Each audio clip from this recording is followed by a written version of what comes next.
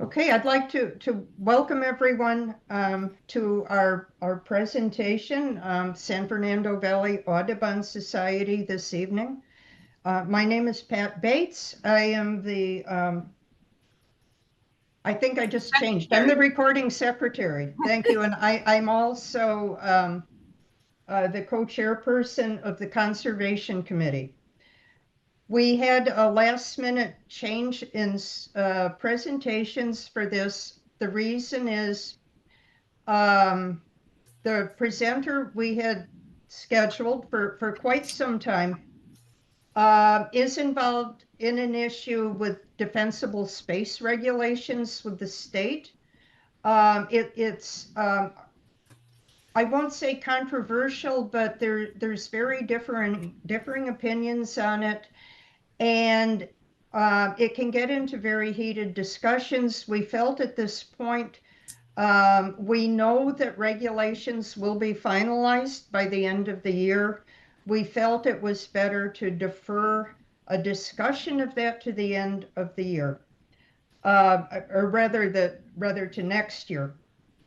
I will say right off the bat, things, some of us have been deeply involved in looking at conditions that spread the conflagrations that we had last January, conditions that will protect homes. A few things we took away, and we will have presentations later in the year to hone in on this. But really significant things is no dead vegetation around, properly pruned trees, and that's an issue. So I'm not going to get into it now.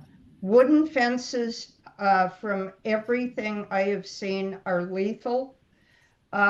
We are adjacent to a high fire severity zone, and we are going to replace our wooden fences.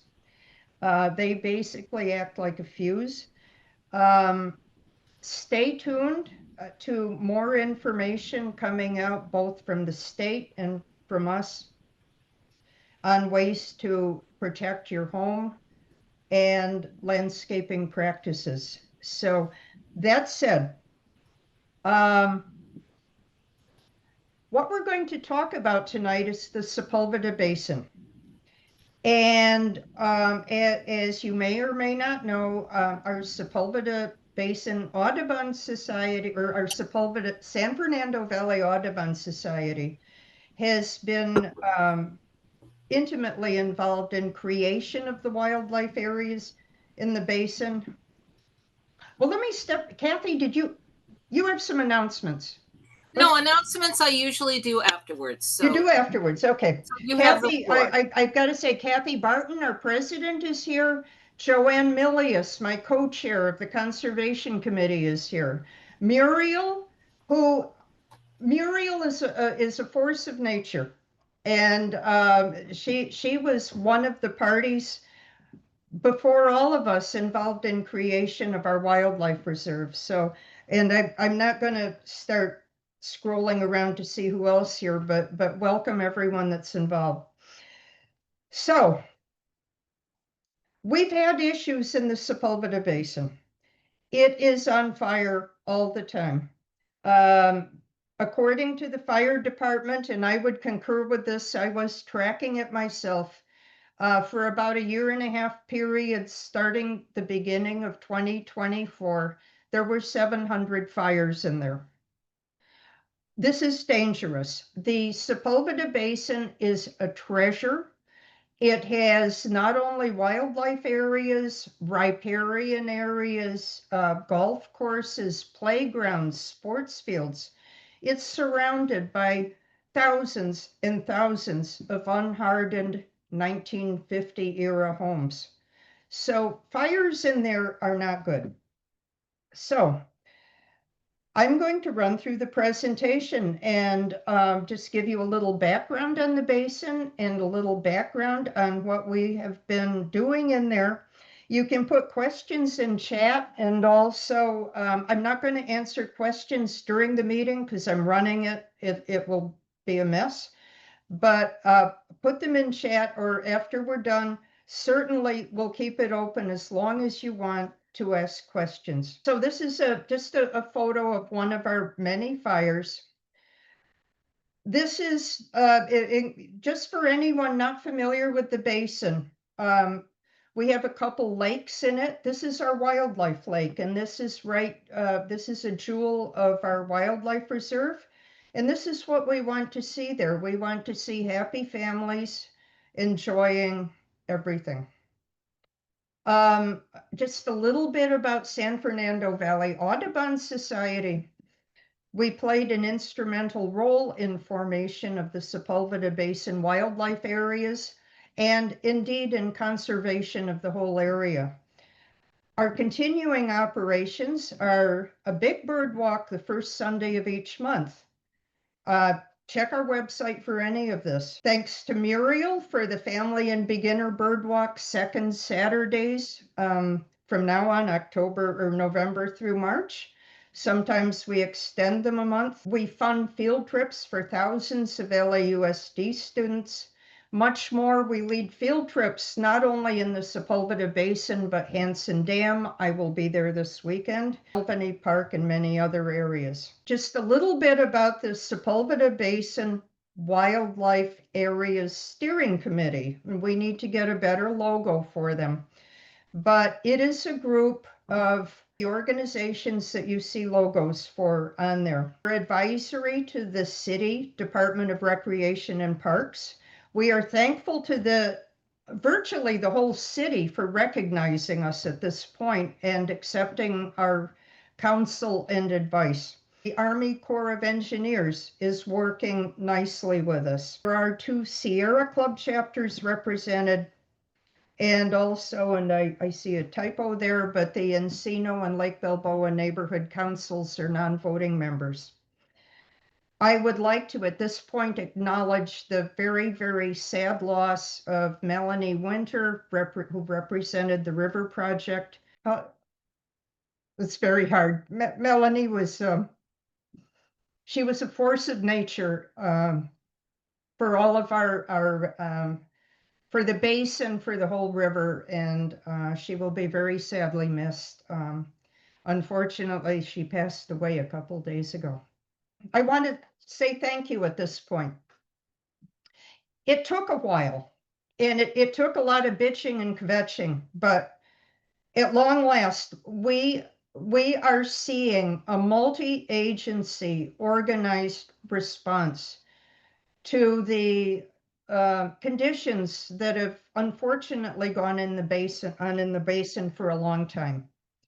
And again, it did take a while, but I think Rosie at Councilwoman Imelda Padilla's office was almost instrumental in launching this, but getting the fire department involved. The LAFD was instrumental. They want to see this as a safe park. We have park rangers we work with, sanitation, LAPD, and finally, we have got a comprehensive task force headed by the mayor. And we did indeed have a meeting with her this afternoon. So I have to say thank you, Mayor Bass, Deputy Mayor for Public Safety, Robert Clark, and Deputy Mayor, I think for Community Relations, Vahid Khorsand. Vahid is an Encino native, and this is important to him. So thank you, everyone. And I've undoubtedly left people out, and I'm very sorry. And when we do an update of this, you'll be in there. So here we go. There's about 600 acres of land in the basin that are subject to wildfires. And the map's a little hard to see, but they're all outlined in red. And I'll run through them real quick here. The big areas we've had fires. 75 acre, I hope you can see my cursor, but the model airplane field here, 75 acres can burn. Over in this area, adjacent to the wildlife area, about 50 acres. The other side of the wildlife lake, probably 40 acres can burn. And realize if you've got overgrown brush in those areas and you have a Santa Ana driven fire or a strong wind from the south, you're going to have a major blaze. That's a lot of acreage. We have this area adjacent to the dam. That is managed by the U.S. Army Corps of Engineers. I will just say, many of you will probably recall back in 2012, the Army Corps of Engineers ran amok in there with vegetative clearance. And after that, to their credit, they came up with a vegetation management plan, which basically mows a third of the area year after year, then it leaves it bare a year, then starts again. What we've been finding, and they've been following that pattern, what we've been finding is it catches on fire even after they've done what they could do. And basically this year, and actually I believe the past 2 years, virtually 75% of that area has burned. Now, I will tell you one thing.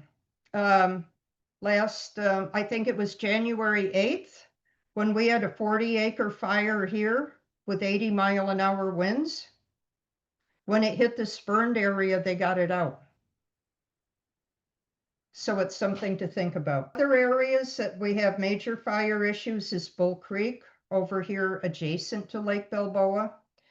And then there's another area on the west side of Balboa, west of the sports fields.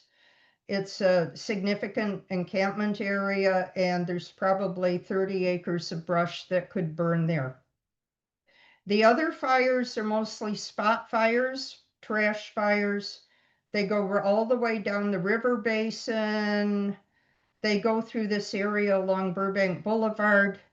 For the most part, these are not huge fires, but they're dangerous fires because you don't know what's in them. And we will get to that momentarily. So if I can show you this, this is from the webcam at the model airplane field on the west side of Woodley, and the time stamp may be wrong. It may have been 2 hours earlier, but let's see if we can get it to run. This is the arson caused fire the morning of January 8th. And at that point, the winds were blowing about 80 miles an hour. This is the view from my house at about 6 a.m. that day. It's facing directly into the basin. This is one of the many fires. This is over by Bull Creek. You can see all the manpower, the deployment. And this is a situation where if you've got vegetation burning, you get it out, but you know, what's burning underground? You don't know. This is the area east of the wildlife lake. And this was about a 30-acre fire, started in 4 different locations around 4 a.m. Fortunately, they got it out here, and right in this area over to the far right is the restoration area the native plant folks are putting in. The other thing I'll point out is this piece of apparatus, which is a brush patrol skid unit, and I'll talk about that more later. And this is a water tender. They hold a boatload of water. They drive along, they spray and put the fire out, and they fill them up at the Tillman plant. So they're filled up with recycled water. That's another view from my kitchen window.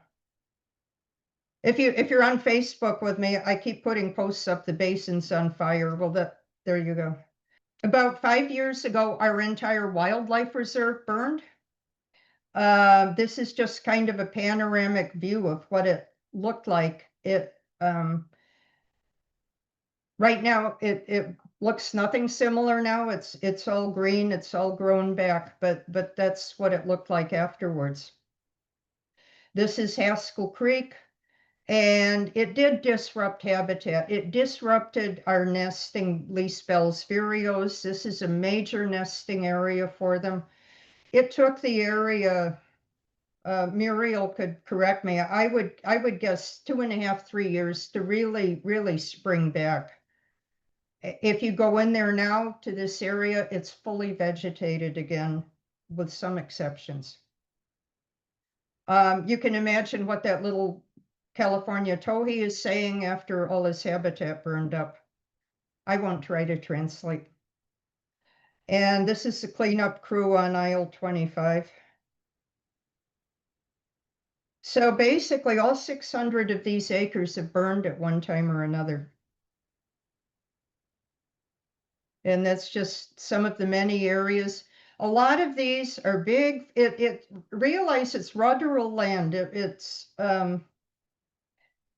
It wasn't native vegetation to begin with. A lot of it was agricultural. A lot of it grows up with invasive mustard, thistles, other flashy fuels, and we've got some big flat areas that where everyone is thinking about things to get vegetated islands in. Everyone's working on getting native plants in there. So regarding the fires, most are related to illegal encampment fires or are set deliberately, believe it or not. And this is just this was at Bull Creek. That burned out car was in there for years in an encampment that is so big you could see it on going back years on Google Earth. The fire department went in and dragged this thing out of there. Finally, you can see the fire. I was over there because it was on fire to get some pictures. This is just an example. I don't even know where this encampment is. It might be over by Jelty Park. This was a 3-acre or three-story treehouse adjacent to the LA River. This is basically a cliff dwelling dug into the embankment of the LA River that you can see on the Lake Balboa side. And this was one of our recent fires. It was an encampment underneath an oak tree, and it burned about, the first time about 5 acres, and second time about 5 acres. That area is cleaned out now, and I'll show you some photos. So basically our solutions are firefighting, vegetation management, encampment removal and prevention, enforcement of park rules. For firefighting, fortunately for us, the basin is 5 minutes from Van Nuys Airport. These Erickson Sky Crane, and I forget what this is, but these guys are loaded up with water 24/7, 5 minutes to the basin. It's kind of a bummer if you're under it when it drops, so I'll tell you that. Engines, they can get engines into a lot of the basin. They can get them in more easily now with some measures that have been taken. The engine, this is 83, which is out of Encino. The engines carry about, correct me if I'm wrong, about 1,500 gallons of water. So they're a complete firefighting unit. These are the guys putting out a fire over by Lake Balboa. This is over by Bull Creek, and as you can see, the park rangers also have these brush patrol skid units. They have a couple of them. Realize the park rangers deal with every single park in the city. In the San Fernando Valley, we have several with brush fire issues, including Hanson Dam, the Basin, O'Melveny Park, and then of course Debs Park, Griffith Park, every place. I think the park rangers only have a couple of these, but they do end up putting a lot of fires in the basin. And this we're very proud of. San Fernando Valley Audubon helped pay. We contributed about 2/3 of the cost. for this brand new brush patrol skid unit, 200 gallons of water, 200 feet of hose, high pressure pump, and this 4-wheel drive truck can get into about any place. So these are rapid response vehicles that can get in quickly when a fire is sighted. And just this isn't maybe the city should have this, but this is a smaller brush patrol skid unit that shoots flame retardant mounted in an ATV, which I thought was very cool. This is your water tender. These hold a lot of water. I'm not sure how much, but they will go through the brush fire sites and really saturate the thing to make sure it's completely out. And they do refill them over at the Tillman plant. A little, like almost a year and a half ago now, there was an encampment fire over by Jelty Park. Something in it exploded. And what exploded, the guy had a Rube Goldberg cooking contraption, and no one is quite sure. It may have ignited from a lithium ion battery. No one's quite sure. But it blew up a whole bunch of propane containers. One firefighter was nearly killed. About 11 of them were injured. I know one of the captains I work with a lot is completely deaf in one ear from it. The dangers around these makeshift encampments are numerous. There's flammable materials, there's accelerants, there's hazardous materials. Imagine everyone has to poop. People, imagine if you're camping there, you're going to try to protect your campsite, and you may dig a hole that someone might step in coming near it, or you might string some fishing line. I grew up on a farm. You watch where you're stepping. So if you're around these things, you watch where you're stepping, you watch where you're going, you look up. There have been rumors flying around about booby traps, and it got exaggerated to the point where it sounded like they had bouncing betties in there, where you would trigger a tripwire, a grenade would fly into the air and detonate. It's not true. None of it is true, but the stuff is dangerous enough without exaggerating. So anyhow, no bouncing betties. I will go ahead and play this if people aren't aware of what happened. By the way,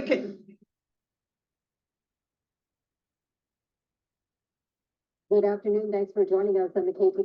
Question, can you hear the sound? Yes. You can? Yes. On the video? Yes. Okay. I wasn't sure.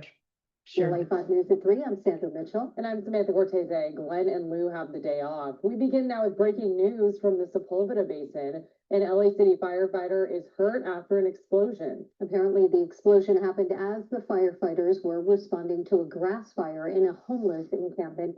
Gil Levis in Sky 5, he's got all the details for us. Gil.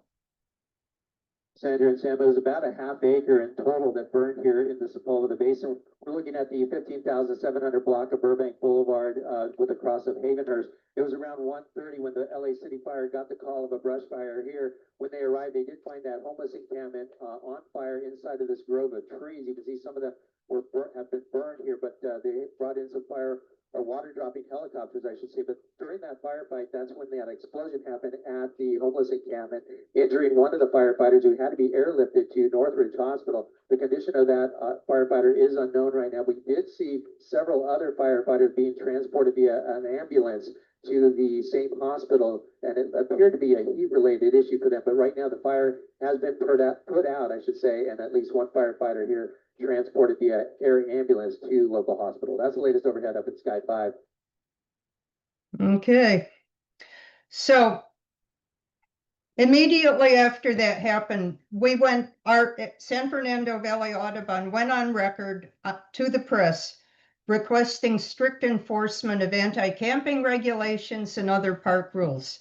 You can find interviews with President Kathy on our website. Finally, with a lot of pushing, a lot of letter writing, and I thank everyone that wrote letters on our behalf. We now have a multi-agency city task force I think I left something out there, under the mayor's direction, formed this year to address the issues.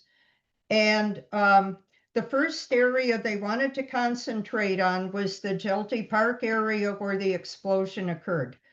That area is very, very sensitive to the firemen. They were extremely angry about that. So basically, to get going there, our Audubon Society and RCD of the Santa Monica Mountains assisted with a nesting bird survey so they could get started before July 15th. LAFD followed up, and this is the area, and I'll show you where it is in a minute. They followed up beginning to clear invasive chamois ash and Mexican fan palms. The project continues in Area 11 below. The objectives are to facilitate removal of encampments and debris and increase visibility and accessibility. And these are maps of the areas that are being concentrated on by these various task forces. And it's divided up into areas. So our wildlife area is a lot of Section 2 here. And I will get to the fairly limited activities that are going on there in a minute. Area 1 is Army Corps of Engineers. That thing has been ignited over and over and over this year. In some opinions I've sent to them, I've suggested they rethink their vegetation management plan, because if you get a big fire in this area, like right over here, you may end up having to close the 405 or the 101 freeway. That does not go over well. I'll just tell you right now. Area of fire concentration so far, the main area with tree removal has been this area 11. And the explosion happened in an encampment right about where the cursor is. This is adjacent to the sports fields at Jelty Park. They have removed, and I did not write down the number of invasive trees they've removed, but it's probably approaching thousands. And these are all invasive Mexican palm, fan palms and chamois ash, to the point where that creek, which Encino Creek is a spring-fed creek.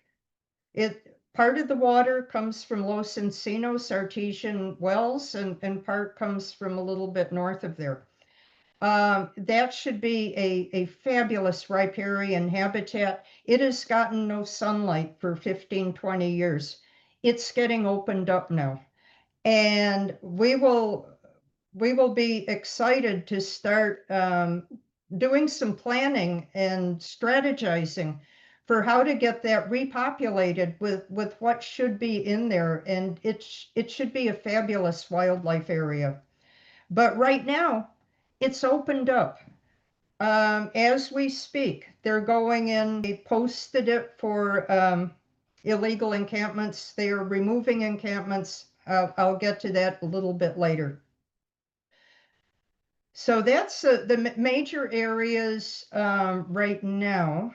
And let's see where we're going. Again, as I said, we want to get Encino Creek functioning as a good riparian habitat. The city has gone all along Burbank Boulevard there now and put up the appropriate signage so they can enforce the no camping regulation. This is a meeting that we had with the steering committee and the fire department before they started doing clearance.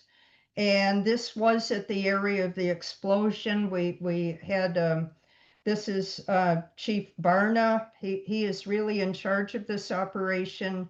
Captain Didi Nurit from the steering committee. There's Assemblyman Gabriel. We're getting some good support from the state agencies. There's Dan Cooper from RCD. This is after the work started. This is a work crew, so all of these folks were in there with chainsaws, and they're, wow, all in a row. It's really, what's happening is quite amazing. LAFD now has a dedicated unit for doing these brush clearances. And it's something they didn't have before, so they are amazing.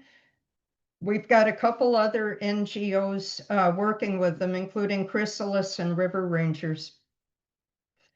Here they are in their, this is a masticator. So if you do go over to Jelty Park and take a look, or even I'll show you an area in the wildlife reserve, they use this thing and it doesn't quite chop everything up like a chipper does, but it mulches it pretty good. And it's really good for getting in for these underbrush weeds.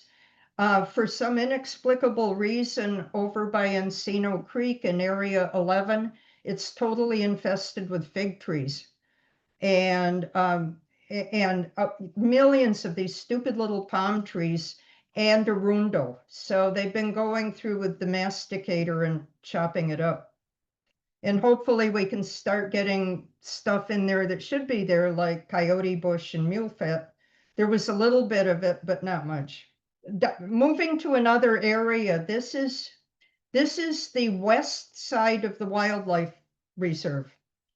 And it's basically a big flat field with quite a few coast live oaks in it. And it had been quite overgrown, in some areas quite shrubby. It does have lovely decomposed granite pathways around it. And they have opened up all these decomposed granite pathways. They've masticated a lot of the dead brush. They've limbed up some of the oak trees to cut down on illegal activities going on in there and make it safer. They did limb up a little bit too much in a couple cases, and to their credit, we had a conference about it and it won't happen again. And it was very limited. And that's one thing I really, really appreciate about what we are doing now, and the cooperation of the different groups is. But it's really great. These decomposed granite pathways are now open all the way around this large 35-acre thing. And you know, the girls cross country team from a high school can come in and run around the thing without worrying about someone jumping out of a bush at them. So basically, this was where they were starting doing the mowing in there. That's a mower. This was an area where we'd had about 10 acres burned before, and they were just starting to do the vegetation management in there. This is over at Jelty Park, and it's illegal dumping, it's overgrown vegetation. If you go over there now, it's looking a lot better. But you can see these Mexican fan palms. When they catch on fire, it's like a Roman candle because all this stuff is super flammable.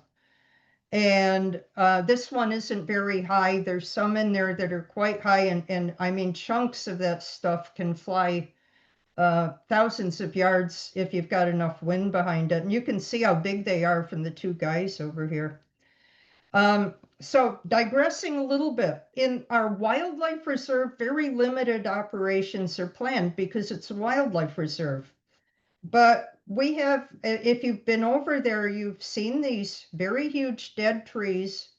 They died in the big fire in September 2020. They're extremely dry, they're extremely brittle, they're extremely dangerous. And the latest I've heard, we were talking with, we've been talking with the firefighters about options.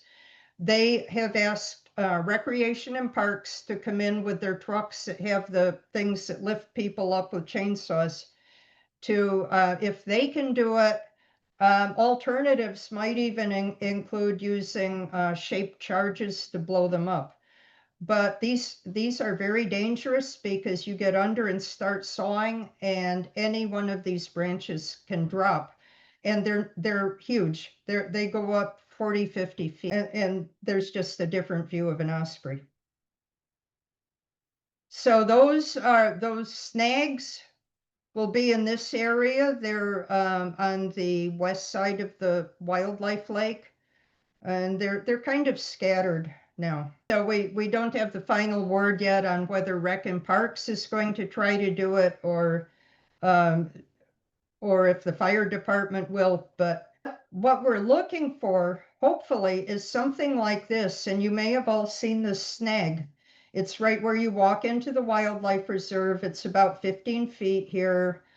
And really, dead trees are a host for all sorts of bugs and birds and you name it. And we've talked with everyone and asked that as much as possible, can we preserve snags? And there, this little tree swallow is going into a burned up tree over by Burbank Boulevard there. So you can see what happens. So imagine going in there in the dark, in dense smoke, this whole tree on fire, and having to cut it down. Because the danger is when these snag trees, 50, 60 feet high, catch on fire, it goes right up to the top. And if you've got a strong wind blowing, it can blow flaming chunks of dead tree for thousands of yards. So in many cases, the fire department's been in there in the dark at night, having to cut these down and just pray. Encampment cleanups are massive operations. Area 11 is currently being done. My understanding from a meeting today, 10 to 12 tons of trash has been removed and lots more to go. This is the signage, that's graffiti on it. This is the signage that has to be up in order to enforce the no camping rules. They have just put that up all along Area 11, which is along Burbank Boulevard. There. I just very quickly, they will be doing Area 6, 5, and 3, which are significant problem issues. Right now, the plan was to get the encampments out of there. The Corps of Engineers was going to come in and clear out invasive brush and debris and trash. And we have a government shutdown. So that's on hold for a while. But I just wanted to, this is from a 2019 cleanup in Haskell Creek, and you can see it's a huge operation. It's multi-agency, it's sanitation, it's hazmat. Okay, so enough of that. If you're driving along Burbank Boulevard, probably Tuesday, Wednesday next week, you will see the operation ongoing. Again, our Audubon chapter has offered to fund a 35-acre goat grazing project in Area 9, which is by the model airplane field. I'll show you in a minute. We didn't get approval from Rec and Parks for a fall graze, but in the meantime, we got a load of rain. So, which really mitigated the fire danger. So what's happening now? And I've gone over there and looked. I've looked in the areas they've mowed. We've got lots of very happy looking little green plants coming up, most of which is mustard.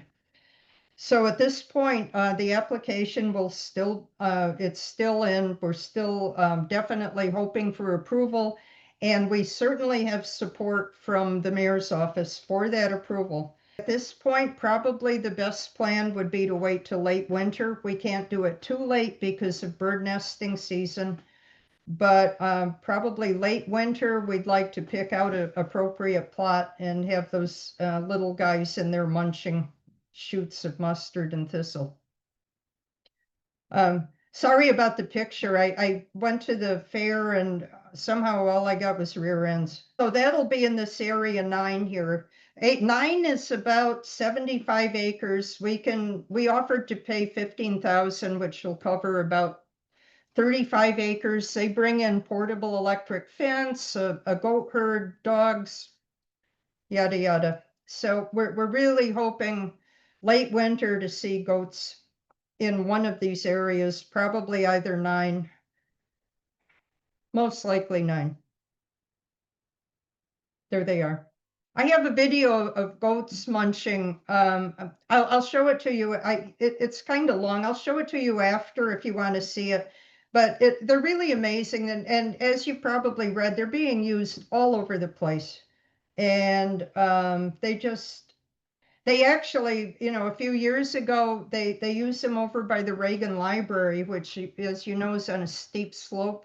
It actually, if they had not had those in there, it probably saved it from one thing. And I know they're using them down in Laguna Hills now. As Dan Cooper from RCD told me, it's kind of a blunt weapon, but, we're really interested in trying a lot of different things. And other things to look at going forward to control all the what we call flashy fuels, the invasive mustard, thistle grasses, and so on. In addition to goat grazing, or combined with, we're looking at small controlled burns, limited flooding projects, and then following up with seeding over with natives. We've got, I think this weekend, we're going to have a major seed ball making enterprise at the basin. I did go to a demonstration of this thing. It's like, I'll spare you the video, but it's like a fire-breathing Zamboni. And this was over in Thousand Oaks on a hot day with the wind blowing, and they're using it to burn black line across the freeway, along the freeway. So it's there's some interest in possibly giving it a shot in the basin. I don't know where that is at right now, but I do know the Burnbach Company did have a grant to basically get the thing there, and some funding would need to be come up with to pay for it. But what it would be used for, it burns about a 5-foot wide black line. You can adjust the flame intensity to actually incinerate the seed bed that's in there. Apparently it lasts about 2 years before it starts regrowing. And it could be used to burn a grid into an area, for example, over by the model airplane field, with different, divided into smaller sections where very small controlled burns could be done that wouldn't trigger air quality alert notifications. So we're looking at all of that, and obviously, if we're going to do something that makes smoke in there, there'd have to be a lot of publicity, or people would go crazy. I have to recognize the amazing effort the California Native Plant Society volunteers, with support from FOLAR and us, are doing, expanding and sustaining the native plant areas adjacent to the wildlife lake. It's amazing. There's other areas that we can really get into and start rehabbing and expanding. But their big operation is the fourth Saturday. And as I said, I think they may have a big seed ball making party.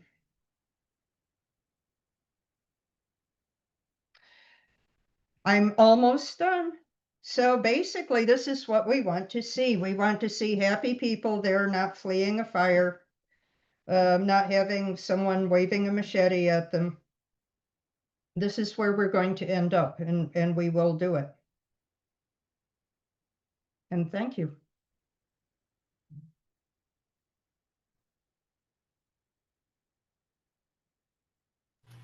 Well, thank you, Pat, for that update on what's happening. And do we have questions? Yes. Are there any questions out there? I see some in chat. Let's take a look. While we're waiting for that, I have a question, and that is, what can people do? It's clear that pressure from constituents has helped to finally light a fire under the city and got them to take our complaints about the situation at the basin seriously.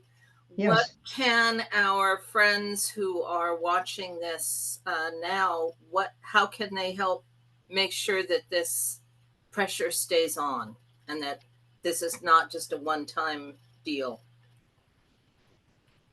I think that what we need to do is we need to start doing periodic updates on progress. People, in addition to complaining, people need to say thank you. And I will say it took them forever to respond, but I mean, they are engaged right now. There is some foot dragging on getting encampments out, and that's because of the city policies and so on and so forth. They're working on it. Because basically when they post, they go in, they offer housing. They have situations like, for example, they went in to probably the area along Burbank. They had 29 people that said they would accept housing. They go back to talk to them to follow up. They can't find 9 of them. They don't answer their phones. They're gone. And this is just, I mean, it's hard. And I mean, very truly, what's got to happen with these areas is it needs to become so unpleasant to set up an encampment in there, and so much hassle and so much annoyance that it just becomes not a thing to do. Now, are the people relocating to Encino, Lake Balboa? Probably. But the thing is, I'd rather have them on Ventura Boulevard than in 30 acres of dry brush. Right. And because number one, you can find them, outreach can reach them easily. I mean, some of these things, it's a real trait. It's a real traipse to go in there. Yeah. But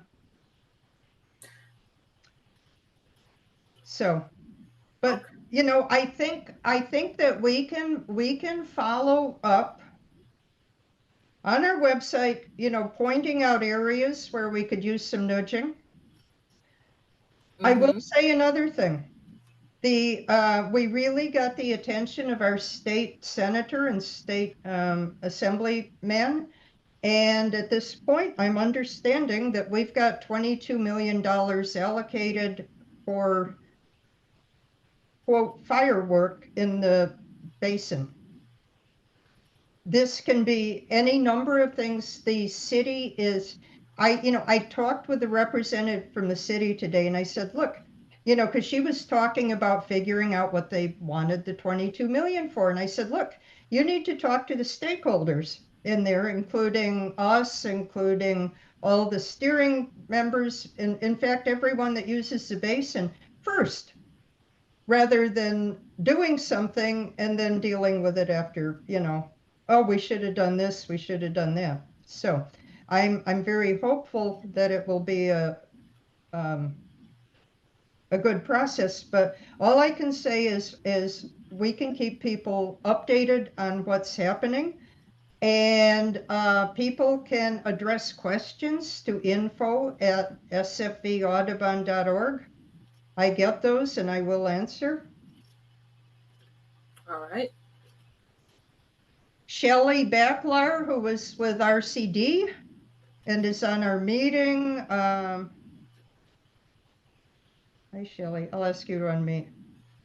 I always mute everyone on entry because otherwise you have some weird things going on. But Shelley's with RCD, and she did just point out that they do have a proposal for a flooding program. Shelley, do you want to just say? Yeah, let me let you see how lovely I look. Always lovely. Thank you. Yeah, we've done a study looking at using purple pipe to bring water in to maintain soil moisture, and Dan Clark and Bella Isles were the primes on that one. We applied for a forest health grant last January. We didn't get the grant, but we've since talked to our program officer there and looking at how we could work on starting that and getting that implemented, but also tying it to rehab of some of the burn areas throughout the Santa Monica Mountains. So That is, we're definitely invested and want to work on preventing these fires for sure. good. Yeah, and I think we're going to bring that, litigate that at the steering committee. And Nurit, people should be able to save the chat if you want the information. And also, I'll put this up later. This is going to go on YouTube. We'll have it on our website. So that's great. So we're going to take a look at the flooding thing again, because it is an ongoing problem with the, with I'd say probably 400 to 450 of the acres in the basin that can burn are filled with flashy grasses and mustard. And I will say right now, to reassure residents, they've mowed the biggest areas. They haven't mowed the airplane field yet, but it isn't massive in there, and it did rain. And I have to give a shout out to your team for bringing Assemblymember Gabriel in, because he followed up with us and is supportive of that plan. So, Yeah, it really, these things matter. And of course, Narita's an amazing champion, and I would just love to see all this stuff coming to fruition, Pat, especially the goats. we are, I mean, this is, as Muriel and all of us can attest, this has just been a slog for years. And and the former council person for CD6 did not like us. And fortunate, we have really worked on nurturing good relationships with, as and trying not to tick people off, and so anyhow, let me see what's in chat.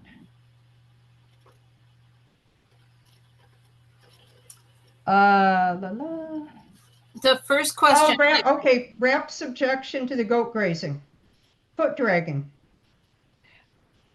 I think it will happen. I was getting ready to raise hell with them when it rained 2 inches.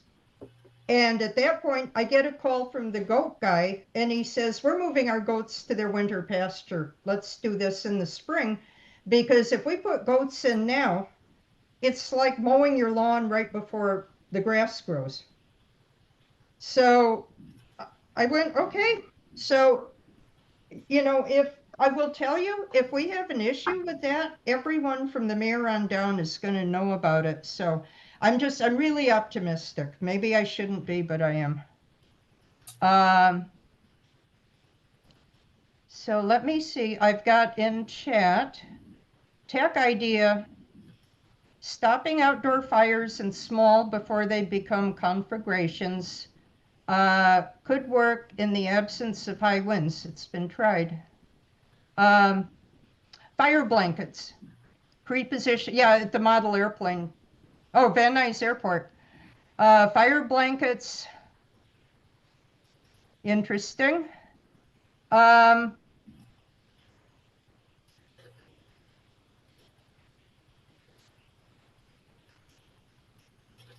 We're looking at, so Gregory has some ideas. Drones, using drones with rotary saws to trim off the dangerously flammable limbs on the big dead trees.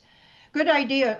Rec and Parks, right now they took that. My favorite idea was using shaped charges, and there's a reason for that. They can be deployed to really minimize the concussion and the noise. And what they do is shatter the thing, and it ends up more natural looking than cut off flush. So it looks like lightning hit it or something. The interesting about the fire blankets, one source of fires is the model airplane park. And they're not supposed to be there, but they have people flying those kerosene powered turbine jet numbers there. If those crash, they burn because the engine slams right through the kerosene tank in them. We would like to get those things banned. The model airplane people would like to get them banned. It's something we need to talk about going forward. But, you know, a good thing for the model airplane field would be to have fire blankets there that they could run out with if their model, you know, if a little model airplane crashes, the lithium battery catches on fire, run out, cover it. Gregory, I'll forward that over to our buds at the fire station. Native plants are watered. We have a little bit of money left from the development of the basin, and basically we bought a bunch of solar powered pumps. So they pump water out of the wildlife lake to water the little baby plants.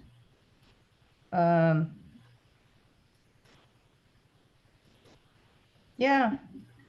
You know, one thing with drones are illegal in the basin, but if it was in official use, I'm sure it could be,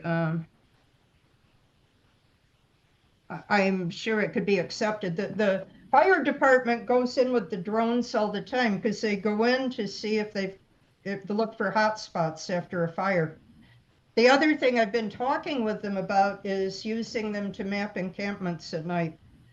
I did organize with my friend Jonah Glickman at Supervisor Horvath's office. We organized a formal homeless count in the basin last February, and it really, I walked through all those areas that you really can't see into, and it really would have been helpful to get mapped hotspots for it.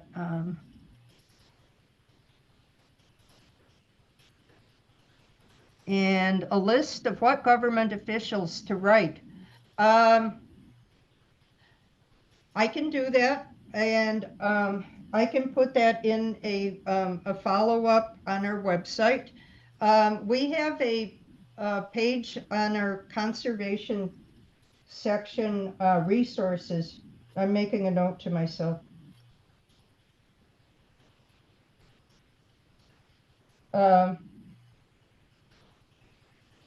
And I will add that, so it'll certainly include the deputy for council member Imelda Padilla. It'll include the appropriate people at the mayor's office, and so on. So I will, you know, it probably isn't going to happen till next week. This has been one of those weeks, but we've got a few things that we're going to put up there. So be looking next week for some resource materials on our website. And I know who all of you are, and I can send a follow-up email. So let's see here. I'm making notes. Okay.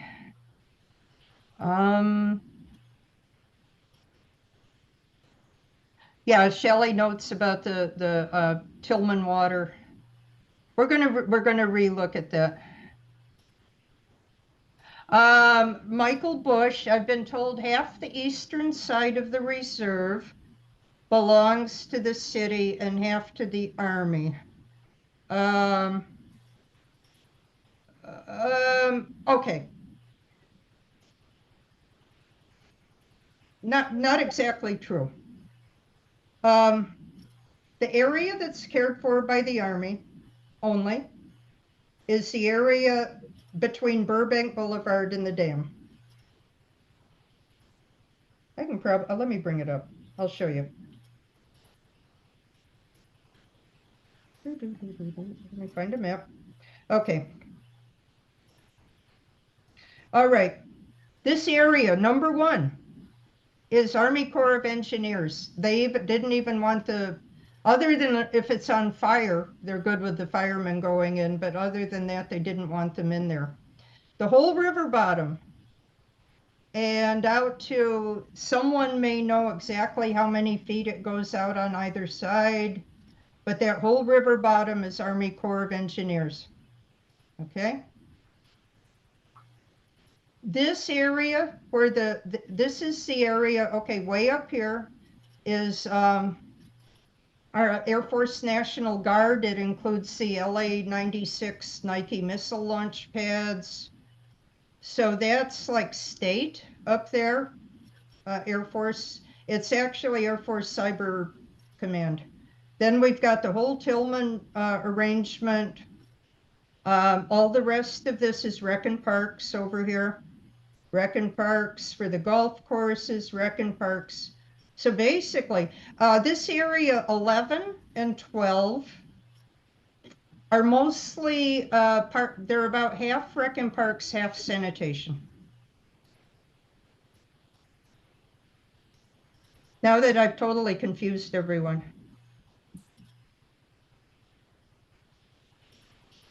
Okay.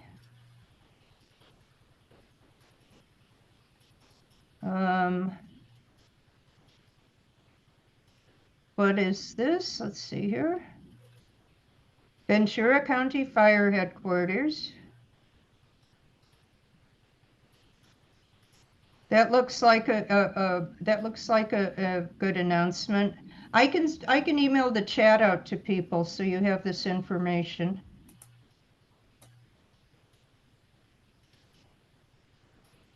Okay. Okay, I will send that out. To the best of my, Shelley, Muriel's asking, Shelley, is the vision planning staff considering the flooding proposal? Shelley says BOE, which is the Bureau of Engineering, is supportive. You know, Muriel, you asked me about the vision plan and how it jives with what we were talking about, like with the Westfield, even the airplane field. I don't think there would be a thing about that flooding plan that would affect the vision plan one way or another, other than helping get rid of the flashy fuels in it. If anyone knows better, let me know. Here we go, drones delivered at the fire blankets at the model airplane park could put out the fires.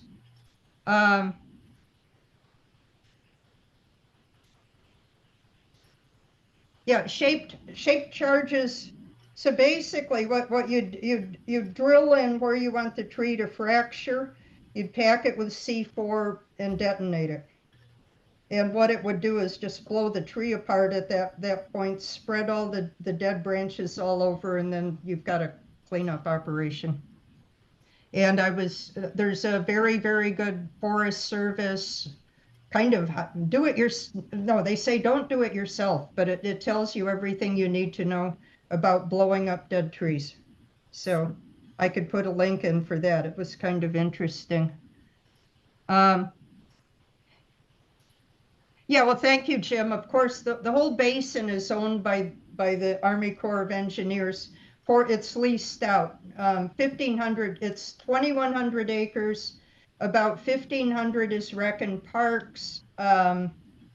There's a bunch of it. I have a pretty good breakdown of it. So some is agricultural, leased to Tapia Farms. There's some to the armories. We've got the Air National Guard, the Navy Marine Guard, and the Army National Guard in there. So yeah, but yes, the whole thing. We've even the garden center is Corps of Engineers owned. Okay. Do we have more questions?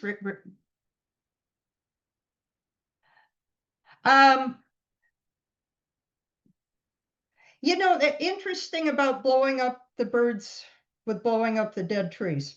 First of all, I don't think they're going to blow them up, but cutting the snags, you know, I will tell you, I those trees, most of them that were killed 5 years ago. They're brittle.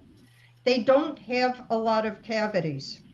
So I am not terribly worried about cavity nesters in there, but I would hope, and that they will ask one of us to come in with them and take a look before they do it. At least they've assured us they would.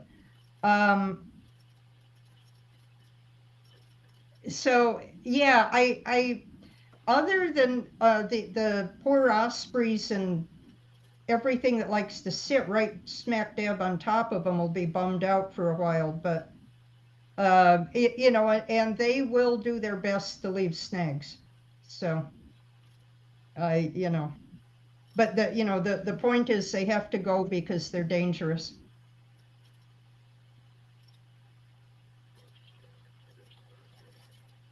Do we have any more questions? If not, I'm going to put our president, Kathy, on. All right. Can you hear me? Yes. All right. Well, thank you, Pat, for that. Thank you for updating us, and thank you for everything you're doing on the basin. It has been, as you say, a slog.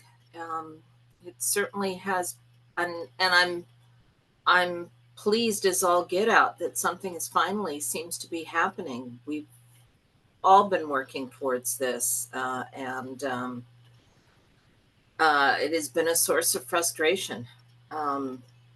So let's keep our fingers crossed and good thoughts, and let's keep their feet to the fire. Before I let you go, I want to remind everyone of a couple of things coming up for us. Keep your eyes peeled check the website. I assume also a MailChimp will go out about this, but we're planning something new for us, which is an evening bird walk at the basin, tentatively planned for November 19, to be able to take advantage of the nesting owls. Apparently they put on a bit of a show, and we would like to have an evening bird walk and invite everyone. So as I said, this is something new for us, but we'll give it a try. And did you say, Pat, remind me that there might be a get together afterwards? You're muted. It's a good thing I was muted. After the walk? After the evening bird walk. Yes, I would like to do, Pasadena Audubon does birds and beer with no walk before. It's 4 hours. I mean, these people must barely be able to get out of there. But anyhow, what I'd like to do is after our walk, I'm going to look exactly at sunset times and everything, and I have coordinated with the rangers so they don't lock us in. But I'm thinking about just a quick walk down to the wildlife lake to see the pelicans, hopefully maybe 4:30ish. And then we'll park fairly near the exit to the park, wait for the owls to come out. They should be mating. And then probably around 6ish head either to McLeod's Brewery over in Van Nuys or Lulu's, and I'm looking into possibilities at both places just for a little meet and greet.